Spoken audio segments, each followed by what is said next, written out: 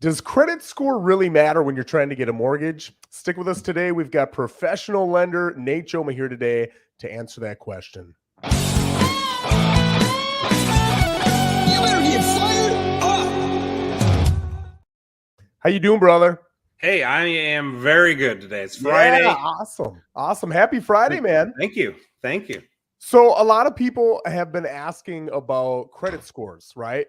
Finally, we've gotten over that hump of, you got to submit an offer 30 grand over and you're not allowed to get an inspection and you got to have guaranteed escrow deposit down. Finally, we're back to reality. And now people are starting to get back into it, asking with my credit score where it's at, can I purchase a home? So tell us a little bit about some of the different loan types and what credit scores they would be able to have to get into those loans. Sure. So two of the most popular or most common loan types is going to be a conventional loan and an FHA loan. And then VA, which you have to be an eligible veteran active military person to get. So I'll just touch on those three and we'll kind of go from there. So conventional, the minimum credit score for a conventional is a 620. Okay. So that means that you have to have a middle score of a 620. And let me take a step back and explain. What's that? What do you mean by middle score? Exactly. That's what I was just going to get into. So when we look at your mortgage credit, we look at what's called a tri-merge, which means that we take the Experian, TransUnion, and Equifax score, and we merge it into one report. So each of those bureaus is going to give you a credit score. So we look at whichever score falls in the middle. So if you have a 780, a 778, and a 760, the 778 is the middle score. That's what we use for qualifying. Now, I didn't hear you talk about a FICO score, but that's the score that everybody gets reported from their credit cards and everything else. That's a score I hear about all the time. Tell me why you're not talking about that score. So FICO is just one of many scoring models. It stands for Fair Isaac and Company. So there are FICO scores. There are several different scoring methodologies. There's actually 26 plus different scoring methodologies when it comes to credit scoring, and all of them are completely different. So you're going to have some scores like your Credit Karma score, or Credit Wise, or the My FICO. Those are all different scores, and primarily when you're looking at those scores, that's your consumer credit. So those are the credit scores that are used when they are making decisions on you getting credit cards, charge cards, maybe personal charges, things like that. Auto loan, totally different scoring methodology. Mortgage scores, totally different scoring methodology. So with conventional, I need a 620 minimum. What do I need for FHA? FHA, you need a minimum of 500.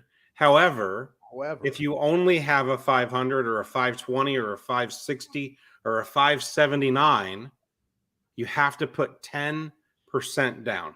If you have a 580 or better, you can put the 3.5% down. Now, when I'm talking about these minimum credit scores, Joe, those are the minimums for the guidelines. It doesn't mean that just because I have a 620, I'm going to get approved for a conventional loan. There's so many other factors. Okay. So we're looking at 500 for FHA, 580 so I can put 3.5% down and not 10. And if I'm conventional, I'm 620. Yes. Why would I even look at a conventional then? Why not just go FHA? Well, there's a couple of distinct advantages and also some disadvantages with an FHA versus a conventional. So an FHA loan, that stands for Federal Housing Administration. Those loans are government backed, and they're great loans because they have some expanded approval criteria. So DTI, debt to income ratio, on an FHA loan can be a little bit higher because of the fact that it has a lower credit score in the door. It means that somebody that maybe doesn't have as good credit, or maybe a couple extra dings and dents in their credit, can get in the door with that. But with an FHA loan, you have what's called mortgage insurance premium, PMI, or MIP rather, and that does not go away for the life of the loan. Whereas on on a conventional loan, at some point you can get rid of that PMI. So the scores to get into an FHA are a little bit lower. You might not have to have as good credit. You might be able to have a couple of, scrapes on you and still get in the door. But an FHA loan isn't what I would consider to be a long-term loan. That would be a Band-Aid or a short-term solution for somebody, because that's the only type of loan that's going to be able to provide them with the ability to get financing. So I get a lot of people who will tell me, "Hey Joe, my credit sucks. Let's say it's a 620. My credit's a 620. I'm going to wait until I get maybe to a 750 just so I can get a better rate." Does that impact your rate, and how much of an impact does it have? And the reason I ask that, just so you can kind of, get into this a little bit too, is it worth it to truly wait and waste all that money on rent instead of paying down your own mortgage when it comes to savings on a potential rate? No, in my opinion, somebody that has the 620 that's waiting till they get the 780, they're stepping over dollars to save cents, because you're going to be losing so much equity and amortization in that house, which we've talked about in the past too. So you can get in the door with an FHA loan with a minimum of 580, right? We talked about that. Yep. It's not going to be the cleanest file. It's not going to be the neatest file. It's not going to be the easiest file. We can do it. If you have a 620 and you're doing an FHA loan, if you don't have significant bruises in your credit, no problem whatsoever. As long as you have the income to make the loan work and you've got the assets to provide the 3.5% down and handle closing costs, that should be a relatively clean file. All right, let me ask you this. My credit score is a 610 and my wife is a 750, and we want to go in on the loan together. We want to go conventional, but you told me 620 is a minimum. Is that possible? It's not. No, Okay. both borrowers. So we'll use whoever has the lesser of the score.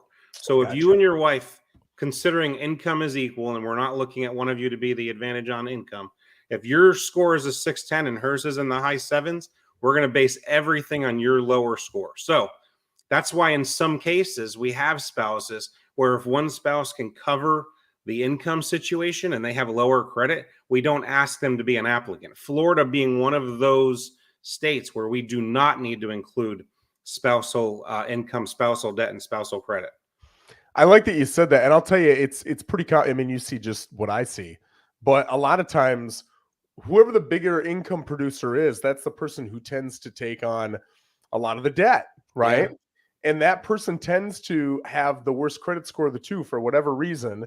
So we've got one person who makes all the money, and we've got one person with the great credit score. But sometimes it's challenging to get them to overlap. So here's another thing I get. Let's say you need a 580 to, I don't have 10% down. I've got 3.5 for an FHA. I don't have a 580 credit score though. I got a 565. So a lot of people say, hey, I got a 565. I'm going to rent for a year and then I can come back. Hopefully by then I got decent credit. Does it really take me a year to get that credit score up? And what kind of expectations should I have as somebody with crappy credit as far as the timeline is concerned on getting that credit up? It doesn't take a year. Depending on what's going on with your credit, we can do several things to help. So in our office, we do everything we can, just as the mortgage side things, to look at your credit with you and help you go through some scenarios to understand what the issue is and how quickly we can overcome it. We've got a lot of tools that are available to us as well. We've got a pretty cool tool that's called a Wayfinder that says, what is the way that we can get from the 770, the 570 up to, the 580, the 590, the 620. So it'll show us, hey, if these things take place, this is the expectation and it has to happen within this timeline.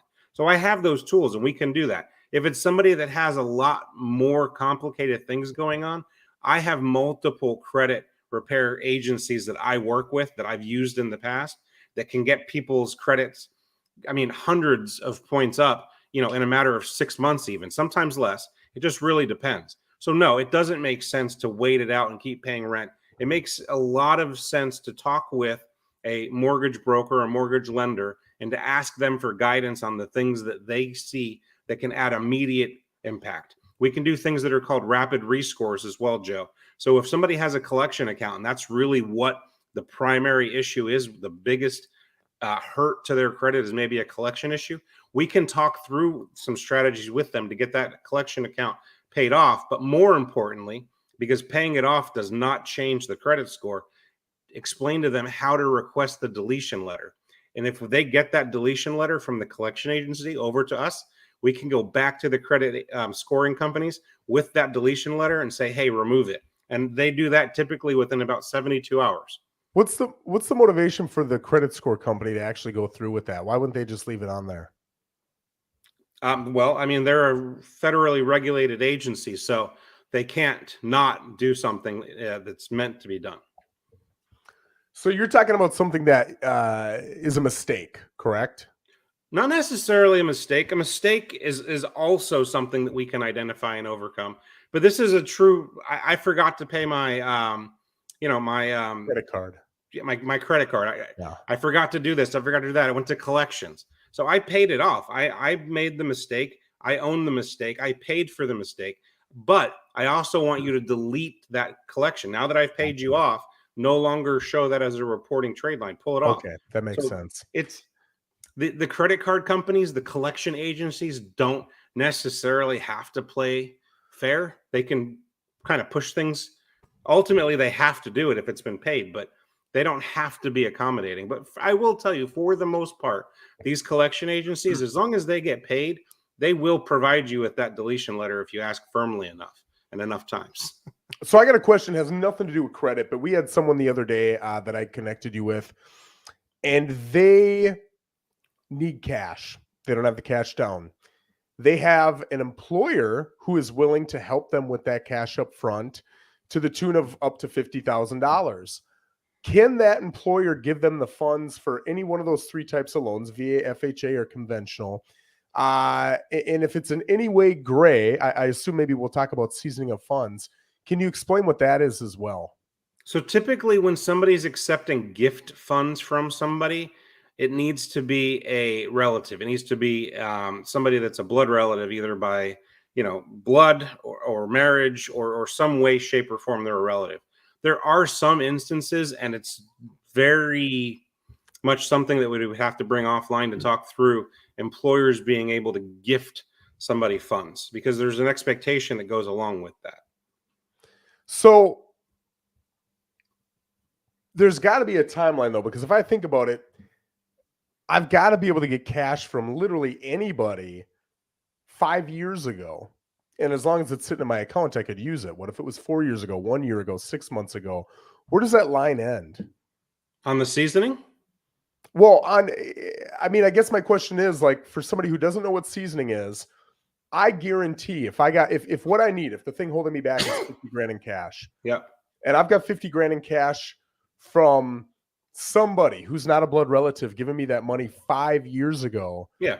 no lender's going to go back and look at that 5 years ago. No, we're going to go back 60 days on any of your statements. Okay. Gotcha. So if you got money from somebody for any reason 60 days ago, I mean, as long as it's not showing as a deposit on those bank statements, most lenders are not going to ask for 3 or 4 or 5 or 6 months back. Even we look at a 60-day Gotcha. window.